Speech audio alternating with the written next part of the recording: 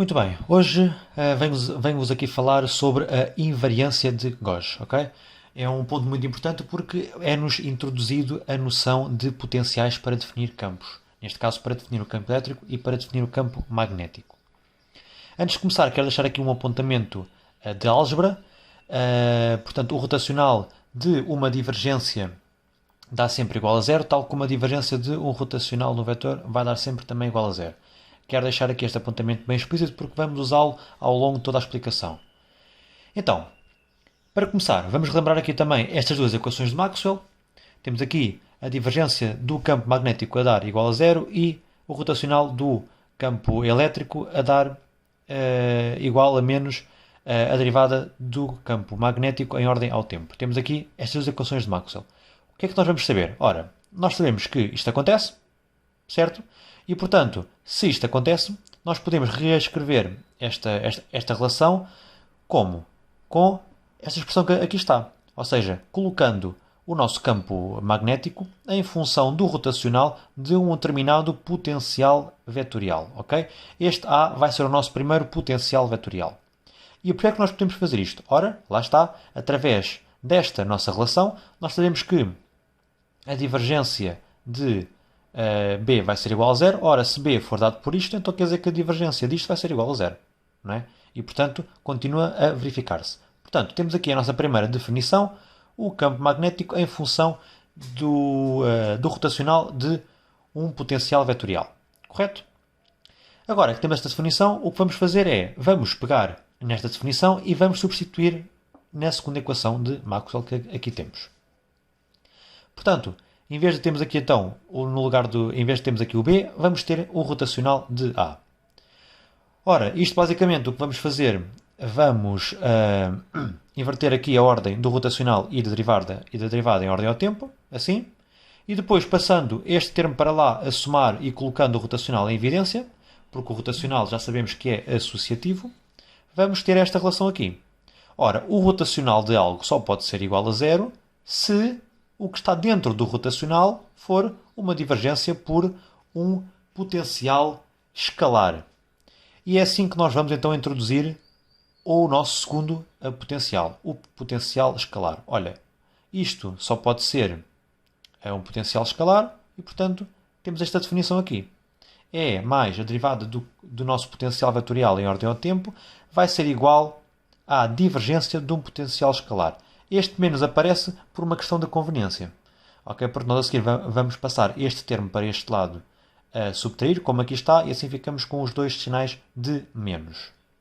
Certo? Portanto, até agora, resumo, temos aqui a definição do campo magnético como o rotacional de um potencial vetorial e temos a definição do campo elétrico como a divergência de um potencial escalar e da derivada em ordem ao tempo de um potencial vetorial. Portanto, posto isto, ficamos com todos os nossos campos, o magnético e o elétrico, definidos em termos de potenciais. E agora, passando realmente à invariância de Gauss propriamente dita. Nós o que vamos provar é que este campo, este potencial escalar, este potencial vetorial e este potencial escalar não são únicos. Ou seja, nós podemos definir mais potenciais que vão concretizar estas duas igualdades. Ok? Para provar isso, vamos então relembrar só aqui esta propriedade que nós já vimos, da álgebra. Ok? E o que vamos fazer é, ora, para o nosso campo magnético se manter inalterável nesta expressão aqui, o que é que nós vamos fazer? Vamos assumir que A, então, pode ser definido desta forma, onde, mais uma vez, temos aqui a nossa divergência deste nosso escalar e, portanto, porque é que A pode ser definido desta forma?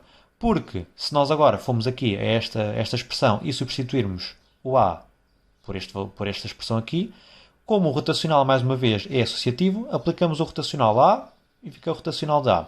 Aplicamos o rotacional a esta divergência e, por esta propriedade, vai dar zero.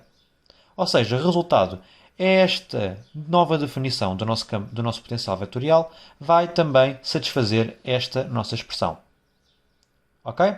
E, portanto, isto é o que se chama a invariância de Gauss no que toca ao campo magnético. Ora, para o campo elétrico, vamos também mostrar analogamente que também se pode fazer uma nova definição dos nossos potenciais E para este nosso campo elétrico se manter inalterável, nós temos que reescrever não só o nosso potencial vetorial, como também o nosso potencial escalar. E como é que iremos escrever este nosso potencial escalar de forma a que isto se verifique? Ora, vamos reescrevê-lo desta forma. E porquê desta forma?